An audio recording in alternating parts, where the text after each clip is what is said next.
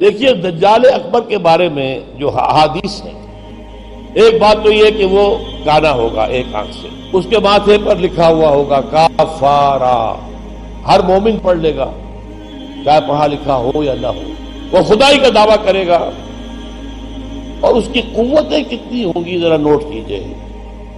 لا تزع قریۃ الا حبطها فی 40 لیلۃ، مسلم شریف کی روایت ہے. پوری دنیا میں ایک ایک بستی کے اندر وہ گھوم جائے گا صرف 40 دنوں میں. کیسی سواری اس کے پاس ہوگی، ایسی صورت والی سواری.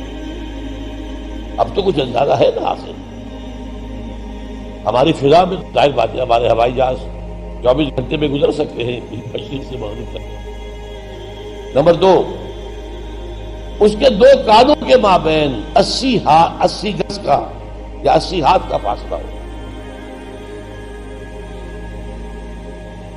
اس کے گدھے کی ماں بین حافر ہمارے ہی حافر آخر مسیرت یومین و لیلۃ، اس کے گدھے کی ایک قدم اور دوسرے قدم کے درمیان ایک دن رات کے سفر کی مسافت ہوگی.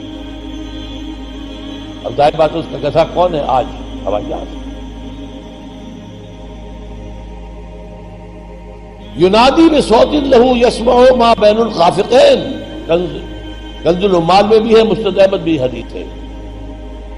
وہ آواز دے گا ایک ایسی آواز سے جس سے مشرق اور مغرب کے درمیان سب لوگ سنیں گے. ہو گیا کہ نہیں؟ بش کی تقریر سب سنیں گے. سخرت لہو انہار الارض واسارها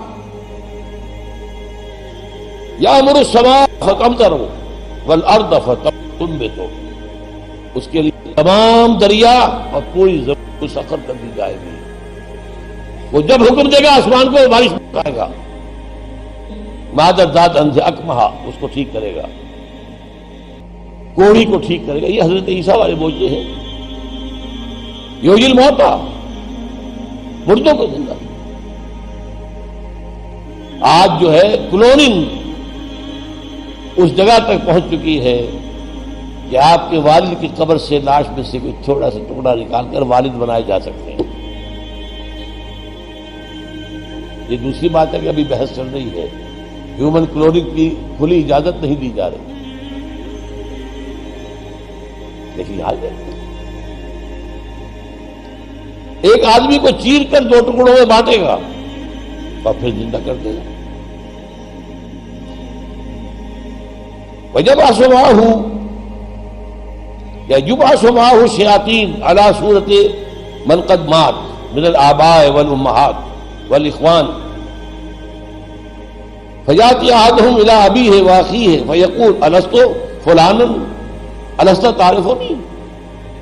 اس کے ساتھ شیاطین جن کا لشکر ہوں گے اور ان کی صورتیں وہ بنا دے گا لوگوں کے مرے ہوئے ماں باپ اور بھائیوں کی سی. اور وہ آ کر کہیں گے دیکھو میں تمہارا باپ نہیں ہوں، پہچانتے نہیں مجھے. میں تمہارا بھائی نہیں ہوں، پہچانتے نہیں ہو مجھے. ارے میں تمہاری ماں نہیں ہوں، پہچانتے نہیں ہو.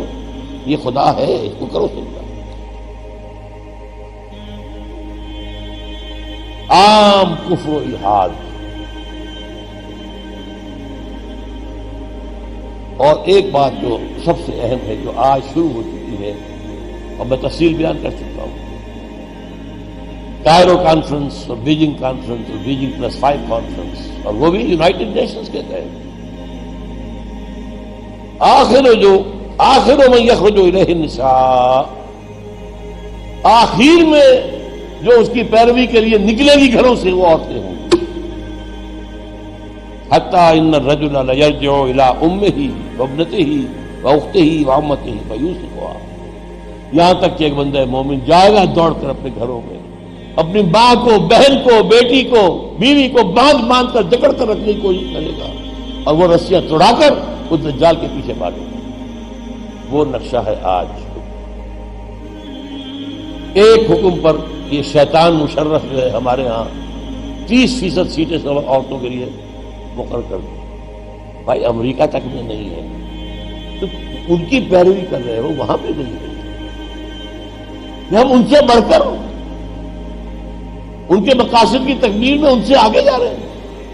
اب دیکھتے دیکھتے ہماری بات کو دیکھ کر انڈیا کے اندر بھی آیا ہے کہ 30% سیٹیں سب کی جو ہے خاص کر دی جائے عورتوں کو. وہاں وہ نہیں ہو پا رہا. جمہوری حکومت ہے, اختلافات ہو رہے ہیں, ابھی بحثیں چل رہی ہیں. اور یہاں کیا تھا, مشرف ایک حکم اور کوئی نہیں بولا, کوئی مذہبی لیڈر نہیں بولا یہ کیا کر رہے ہو, کوئی سیاسی لیڈر نہیں بولا کیا کر رہے ہو. ان کی گھٹی میں سیاست پڑ چکی ہے. خطرہ یہ تھا کہ ہم نے اگر ایسی کوئی بات کی تو یہ الیکشن پوسٹ پون کر دے گا, اور الیکشن بنا ہوا ہوتا ہے عام طور پر. بہرحال یہ دجالیت جو ہے, دجال اکبر کی آنا ہے, یہ ہوگا کون؟ اس میں احادیث کے اندر اختلاف ہے.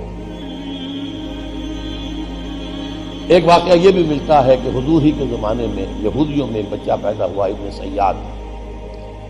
وہ بڑا غیر معمولی قسم کی صلاحیتیں اس میں تھی. وہ اپنی پیٹھ کے پیچھے سے دیکھتا تھا.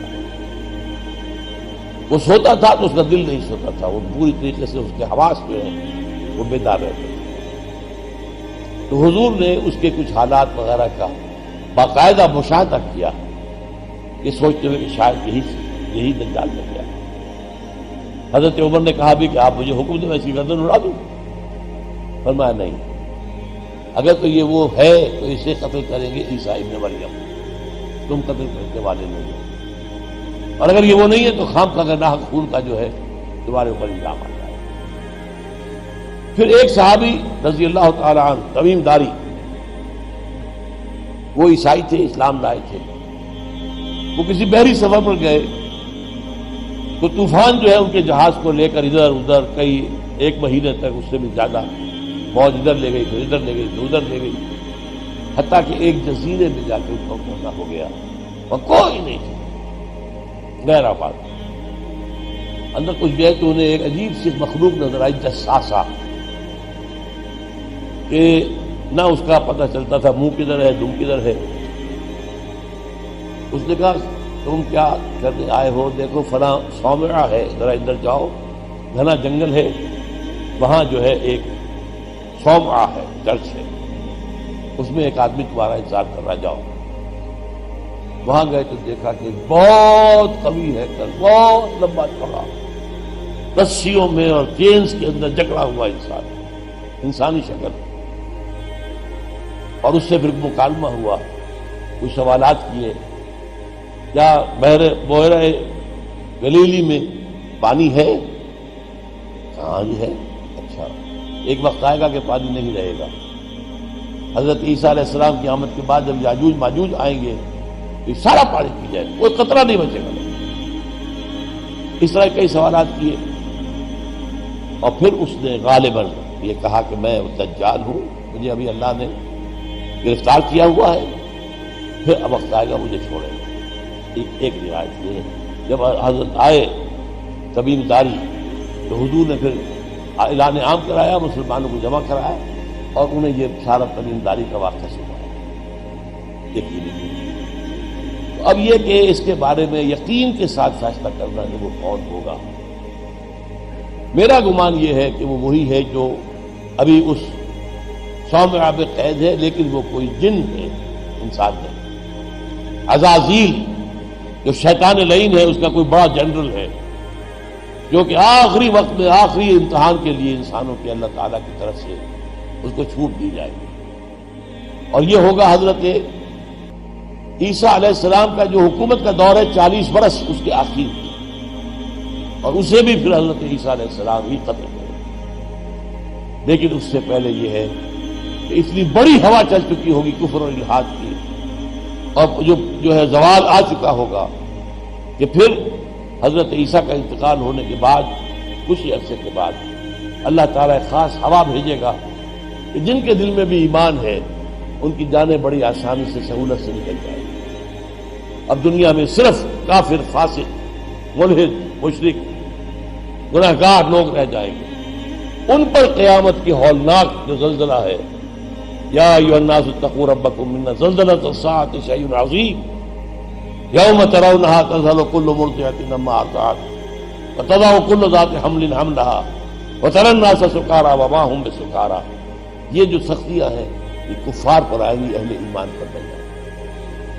اب یہ ہے میرے اور آپ کے لیے انفرادی سطح پر تو فیصلہ کیجئے، ہم اپنے اندر سے دجال کو نکالیں،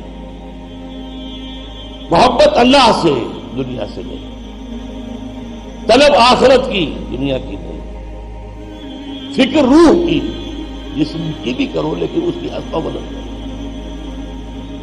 اور وہ نظام قائم کرو جس میں حق یہ اللہ کی، جس کے معاشی نظام میں سے سود اور جوئے کو نکال کر باہر کر دیا گیا۔ معاشرہ وہ ہو جس میں عفت و عصمت کی ویلیوز ہو، شرم اور حیا کی ویلیوز ہو، خاندان کا ادارہ مضبوط ہو، یہ سارا کام اجتماعی سطح پر، اور خود اپنے ایمان کو اتنا مضبوط کرو کہ اگر ہماری اپنی زندگی میں وہ دجال اکبر کے آنے کا وقت ہو جائے تو ہم اس کی سختیوں کو جھیل سکیں، برداشت کر سکیں، ان امتحانات میں سے گزر سکیں، اور ایمان کے اوپر ثابت قدم رہ سکیں۔ اللہ تعالی ہمارا مددگار ہو۔ اقول قولی ھذا واستغفر اللہ لی ولکم ولسائر المسلمین والمسلمات